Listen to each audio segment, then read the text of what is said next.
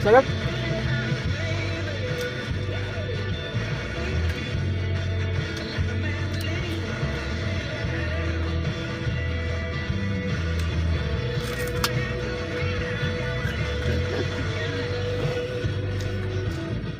Ang sarap, oh.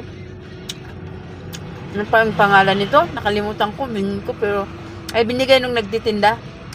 Medyo ito raw yung reject niya. Sabi niya pwedeng kainin. Masarap naman.